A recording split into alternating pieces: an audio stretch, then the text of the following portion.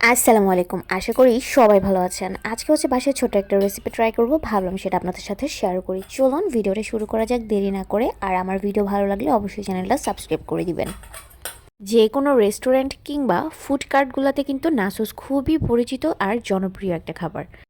মোটামুটি সবাই এই খাবারটা চেনে আর খেতেও বেশ পছন্দ করে, কারণ এরকম ক্রিস্পি জিনিস আসলে সবারই খেতে ভালো লাগে। আর সাথে তো একটা সস দেয়াই থাকে, দুই এক ধরনের সস দেওয়া থাকে যেগুলো খেতে আসলেই বেশ মজা। তো রেস্টুরেন্টে তো সবসময় আসলে গিয়ে খাওয়া হয় না, যার কারণে হচ্ছে ঘরেই যদি একটু নাসুস বানানো যায় তাহলে কিন্তু খারাপ হয় না। তো বেশ কিছুদিন আগে আমি নাসুস বানিয়েছি, আজকে সেই ভিডিওটাই শেয়ার করছি। এখানে হচ্ছে আমি নাসুস বানানোর জন্য প্রথমে শীট তৈরি করে নিচ্ছি। আমরা স্প্রিং রোলের জন্য যে শীটগুলো তৈরি করি, সেম প্রসেসে কিন্তু নাসুসের শীটটাও তৈরি করা হয়। প্রথমে হচ্ছে আমি আগে ছোট ছোট করে রুটি করে নিয়েছিলাম। এরপর রুটিগুলা একটার উপর একটা তেল আর সামান্য ময়দা দিয়ে রেখে দিচ্ছিলাম। এভাবে 4-5টা একসাথে দিই বা 5-6টা একসাথে দিয়ে তারপর হচ্ছে বেলে নিব সবগুলা একসাথে।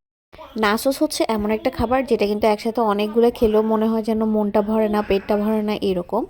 যার জন্য আমি অনেকগুলা হচ্ছে রুটি করেছি। আর এখানে আমি 5টা 6টা রুটি দিয়ে তারপর একসাথে বেলে নিয়েছিলাম। আমি যখন আমার বাবার বাড়িতে গিয়েছিলাম তখন হচ্ছে নাসোসটা বানিয়েছিলাম, যেহেতু এটা বানাতে একটু সময় লাগে। আর বা এখানে হচ্ছে শ্বশুরবাড়িতে সেভাবে বাচ্চাদেরকে নিয়ে এই ধরনের খাবার বানানো একদমই সম্ভব হয় না, ওরা বেশ ডিস্টার্ব করে। বা নানু বাড়িতে হচ্ছে ওদের নানুর কাছেই থাকে সব সময়, যার কারণে আমি যে কোনো কিছু ইজিলি করতে পারি। তো এই যে আমি এখানে সবগুলো রুটি একসাথে বেলে নিয়েছি, এরকম হচ্ছে 2টা পার্ট করেছি, মানে 2 ধাপে করেছি। 6টা 7টা রুটি দিয়ে 2 ধাপে করেছি। এরপর হচ্ছে এখানে আমি একটা রুটি সেকার তাওয়া বসিয়ে দিয়েছি আর সেটা গরম করে নিয়েছি। তারপর হচ্ছে যে বেলা রুটিটা ছিল সেটা দিয়ে আস্তে আস্তে হচ্ছে উল্টে পাল্টে দিচ্ছিলাম। চুলার আঁচটা একদম কম রেখেছি, কম রেখে এভাবে উল্টে পাল্টে দিচ্ছিলাম। একদম রুটি বানিয়ে ফেলা যাবে না, মোটামুটি যখন দেখবো যে এরকম একটু শুকনো শুকনো হয়ে এসেছে তখন হচ্ছে এটা নামিয়ে নিই।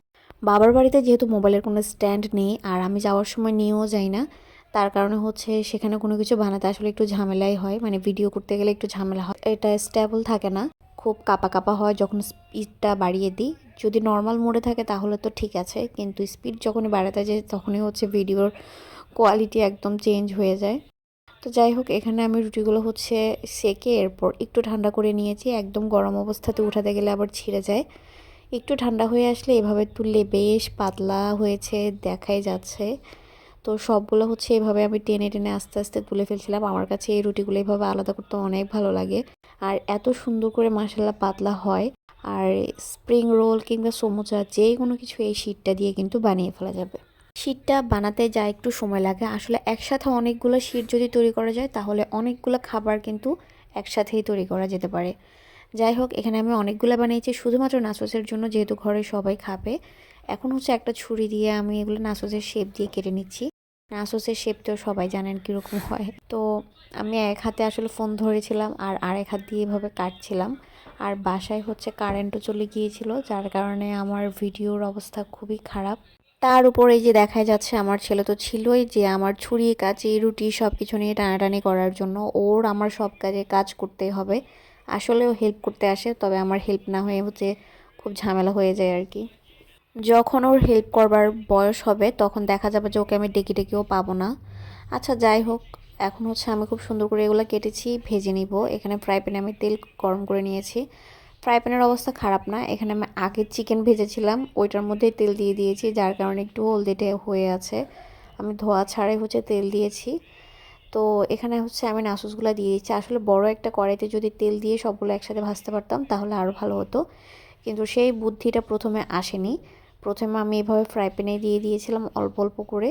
আর এভাবে হচ্ছে সবগুলা নাসুস আমি একদম ব্রাউন কালার করে ভেজে নিয়েছি। যেহেতু এগুলো সমুচা শিটের মতো, এগুলো কিন্তু ভাজতে খুব বেশি সময় লাগে না। চুলার আঁচটা হচ্ছে একদম লোতে রেখে তারপর আমি ভেজেছি, কারণ মুচমুচে হওয়া ছাড়া পুড়ে গেলে আবার ঝামেলা, খেতে ভালো লাগবে না। তো এই যে আমি আস্তে আস্তে উল্টে পাল্টে দিচ্ছি, যত তাড়াহুড়া করে আসলে এখানে দেখা যাচ্ছে তত তাড়াহুড়া করে করিনি। আমি স্পিড অনেক বাড়িয়ে দিয়েছি যেহেতু লম্বা একটা ভিডিও হয়ে গেছিলো। তো এই তো মোটামুটি সবগুলাই হচ্ছে নাচোস আমি ভেজে তুলে নিয়েছি। এগুলো খালি খালি খেতেও এত বেশি মজা, একদম চিপসের মতো। জাস্ট একটু মশলা ছিটিয়ে দিলেই হয়, আর মশলা ছিটানো ছাড়াও হয়ে যায়। আর এখানে হচ্ছে আমি একটু চিকেন ভেজে নিচ্ছি। নাচোসের মধ্যে তো আবার চিকেনও দেয়, না দিলেও কোনো সমস্যা নেই, বাট যেহেতু আজকে বানাচ্ছি তো চিকেনটাও দিচ্ছি। একদম বোনলেস চিকেন নিয়েছি আর এখানে মশলাপাতি সব মাখিয়ে তারপর চিকেনটা ভাজছি। যেহেতু ছোট করে কেটেছি চিকেনটা আসলে খুব বেশি ভাজা করার কোনো প্রয়োজন নেই, বেশি ভাজতে গেলে আবার শক্ত হয়ে যায়, জুসিনেসটা চলে যায়। মোটামুটি হচ্ছে রান্না হয়ে গেলে হচ্ছে আমি নামিয়ে নিই। এখন একটা প্লেটে হচ্ছে একটু সাজিয়ে নিচ্ছি, যেহেতু জামাইকে দিব, বাবার একটু ঢং করে না দিলে কি হয়। এখানে আমি একটা প্লেটের মধ্যে সবগুলো নাসুস দিচ্ছি, আসলে সবগুলো একসাথে দিইনি, প্রথমে একটা পার্ট দিয়েছি। এর উপরে হচ্ছে আমি কিছু চিকেন একটু ছড়িয়ে ছিটিয়ে দিব, রেস্টুরেন্টে যেভাবে দেয় আসলে হুবহু তার মতো পারবো না, বাট দিচ্ছি যত তাড়াহুড়া করে যতটুকু সুন্দর করে দেওয়া যায়। তো এখানে চিকেনগুলো দিয়ে দিচ্ছি, এর উপরে হচ্ছে আবারও কিছু নাসুস দিয়ে দিব, তারপর সস দিচ্ছি। আচ্ছা, সস দেওয়ার প্রসেসটা দেখলে হাসবেন, এখানে হচ্ছে আমি সসের বোতল খুঁজে পাচ্ছিলাম না, যার কারণে হচ্ছে আমি একটা চিপসের প্যাকেটের মধ্যে সসগুলো নিয়ে তারপর এখানে দিচ্ছি। আর এই সসটা আমি একটু স্পেশাল করে বানিয়েছিলাম নাসোসের জন্য। এটাতে হচ্ছে আমি মেয়োনিজ, তারপর টমেটো সস আর সাথে আরও কিছু ইনগ্রেডিয়েন্টস মিক্স করেছিলাম। যাই হোক, এখানে সসটা দেওয়ার পর উপরে আরও একটা লেয়ার দিচ্ছি নাসোসের। আর এই যে ছোট চারপাশে কালো কালো যেগুলো দেখতে পাচ্ছেন, এগুলো কোনো কিছুই ময়লা না, আসলে চিকেন ভাজার যে ইয়াগুলো ছিল, মানে চিকেন ভাজার পর আর নাসোস ভাজার পর এরকম কালো কালো একটু পুড়ে গেছে আর কি। তো ওগুলো আর ফেলে ফেলে আর কী করব, সব তো খাওয়ারই জিনিস, বাট ফেলে দিলে হয়তো বা দেখতে আর একটু সুন্দর লাগতো। যাই হোক, এখন নাসোস সবগুলো আমার সাজানো হয়ে গেছে, খাওয়ার পালা। খেতে মাশাল্লাহ ভীষণ মজা ছিল। যারা হচ্ছে বাসায় নাসুস বানাতে পারেন তারা তো পারেন, যারা হচ্ছে পারেন না তারা এইভাবে ট্রাই করতে পারেন। বাচ্চা আর জামাই সবাই একদম খেয়ে ফিদা হয়ে যাবে, এমন একটা নাসুস এটা।